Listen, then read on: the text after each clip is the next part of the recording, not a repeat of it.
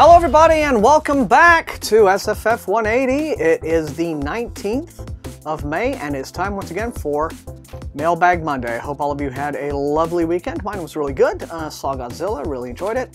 And got a big old stack of books here for you guys. As you see, it's a slightly bigger stack than the last couple of weeks, so I'm just going to go ahead and jump right into everything. I want to welcome all new subs and new viewers. Thanks to everybody who watches for spreading the word, sharing the video with your friends, and bringing new subs in. The idea behind Mailbag Monday is this is the stack of all of the review copies that I have been sent during the previous week by publishers. We'll go through them together. I'll open them up here on camera, and then you can tell me which of these new books looks most exciting to you and which you would like for me to prioritize in the review queue. Without further ado, let's dive in. Top package feels like a paperback from HarperCollins. Okay, well here is something that I definitely received an ARC for a couple of weeks back. So this is the now final finished copy of The Given by Vicki Peterson. She is an urban fantasy writer, as some of you no doubt know. The Given resumes the thrilling saga of fallen angel Private Eye Griffin Shaw and the spirited rockabilly reporter Kit Craig as they battle long odds in Sin City. So if you're a fan of this series, the final book is now out, available here from Harper Voyager, The Given by Vicki Peterson. Oh, and this is from Titan Books. And what a very pretty volume this is, too. I don't know if you can tell on camera, but the artwork and the logo there are all sort of embossed and spot varnished and everything. This is Dead Man's Hand. It is an anthology edited by John Joseph Adams, Stories of the Weird West. So you've got Western fantasy hybridization going on here, basically. Let me give you the rundown, see what this is all about, shall we? Titan Books publishes Dead Man's Hand, an anthology of the Weird West. Okay, so this is actually already in stores, apparently. An exclusive Weird Western collection edited by John Joseph Adams. The 22 original works, produced specifically for this volume, so it's all new original stories, will range from a brand new Orson Scott Card tale, first Alvin Maker story in a decade, so that'll make card fans happy, to an original adventure by Fred Van Lente, creator of Cowboys and Aliens. It will also include stories such as Elizabeth Bear's account of a steampunk bordello, and there are many ways in which that could hurt, I think. And new writer Rehan Khanna's exploration of sorcery found in a magical deck of playing cards. So basically what you have here is a collection of stories by both veteran talents and new names. So let's see, also Tobias Buckle, David Farland is in here, Alan Dean Foster, Jeffrey Ford, Laura Ann Gilman, Mike Resnick, Beth Revis, Fred Van Lente, Walter John Williams, Ben Winters, wrote The Last Policeman and Countdown City, Christy Yant, and Charles Yu. So this looks to be a real corker here. Dead Man's Hand from Titan Books, very pretty edition. Oh my god, I forgot some. Hugh Howey, Tad Williams, Joe Lansdale, Alistair Reynolds, Shauna McGuire. Yeah, this one's one for the shopping bag, I think. Okay, and here's a chunky envelope with a hardcover in it from Tor Books. Okay, everybody, Elie Modesett Jr. is a book-writing machine. He cranks these things out like you wouldn't believe, and this is the latest book in his ongoing Recluse saga, Sayador's Heirs. Now, I have not gotten nearly this far in the series. In fact, I think I've read and reviewed the first two. Like the first one. Second one, not so much. Tried starting the third one, The Magic Engineer. Had a little trouble with it, so I'm not really the person to vouch for whether or not the series gets better or if it's one of these things of fluctuating quality. As prolific as a man like Elie Modesett is, you know, odds are he's not going to be on his game with every single book, but if you are a big fan of the Recluse saga, then Sayador's Heirs should be a pretty exciting arrival in bookstores for you. So here it is, and let's see, who's doing the cover duties this time? Matt Stawicki has taken over. So, Sayador's Heirs from Tor by Lee Modesett. Okay, more Tor. I've gotten a good handful of Tor envelopes this week, so, alright gang, this is one I've been looking forward to. Joe Walton's last book, among others, was a big Hugo and Nebula winner its year, and here is her newest, My Real Children. I have to skip down a bit before we get to the actual story here. In My Real Children, Walton introduces us to Patricia Cowan, an elderly woman who struggles to remember not only her past, but her daily life.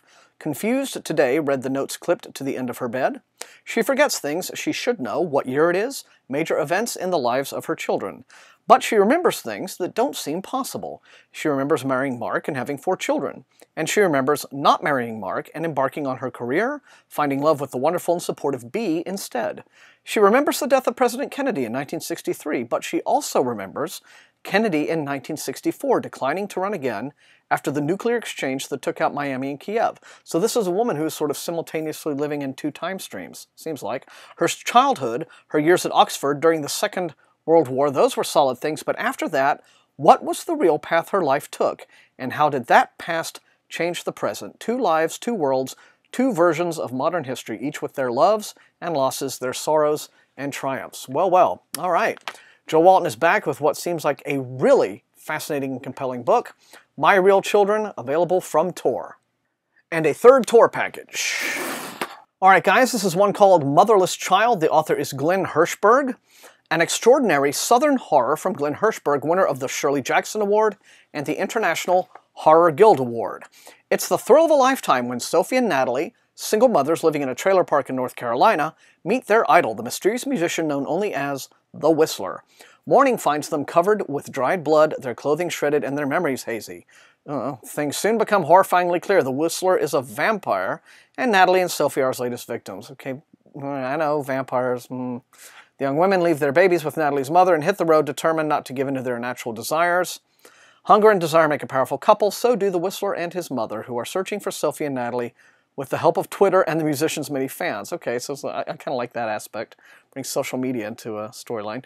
Violent, emotionally moving showdown between two who should be victims and 2 who should be monsters will leave readers gasping in fear and delight. Okay, well, like I said, I ordinarily tend to throw shade at vampire stories, but again, if you can bring a new angle into a hackneyed old genre, you can breathe life into it yet sometimes. So this is Motherless Child by Glenn Hirshberg from Tor.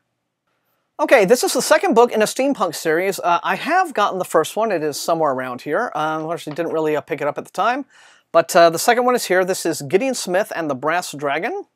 The author is David Barnett.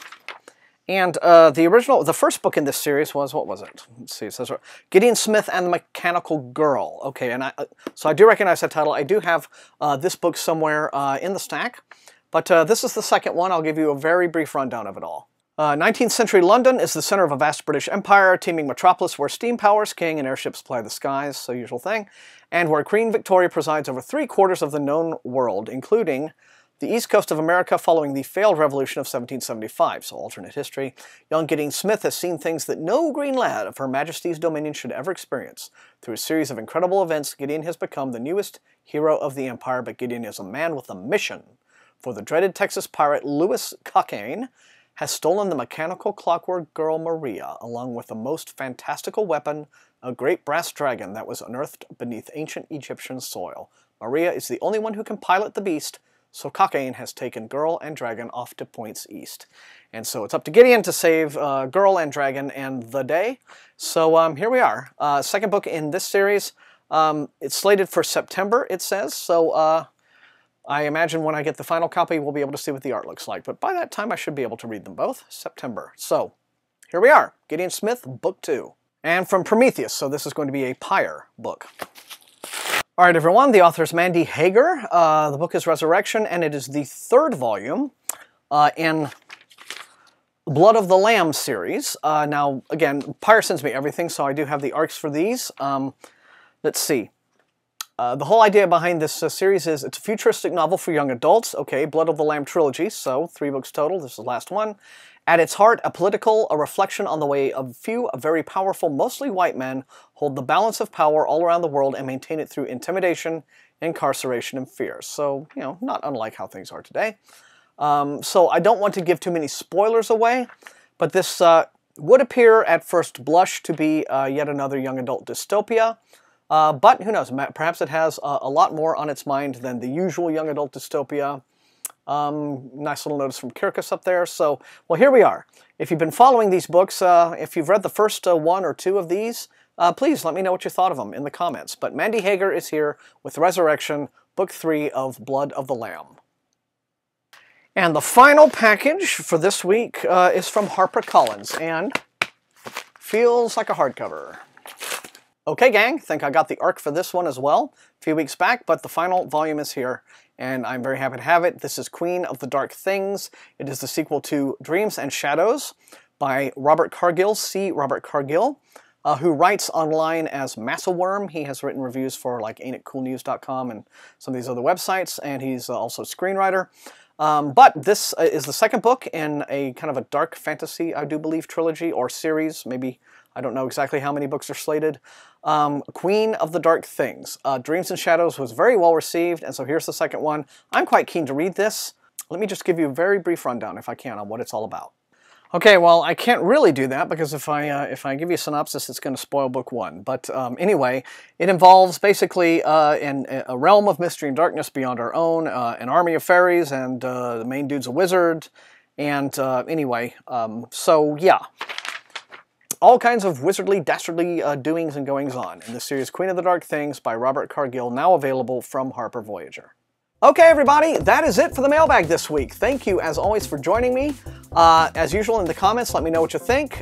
Leave a like, share, and sub to the channel if you enjoyed watching. Subscribing, very important. Helps the channel grow. I'm very, very close to 400. I'm hoping to hit 500 subs by the 1st of July, because that will be the anniversary of the sfreviews.net website. Oh, yeah. Also, I should have some new review videos up by the time you watch this as well, so check the main channel page for those new reviews so you don't miss them, by all means. And until I see you next time, thank you again. Happy reading.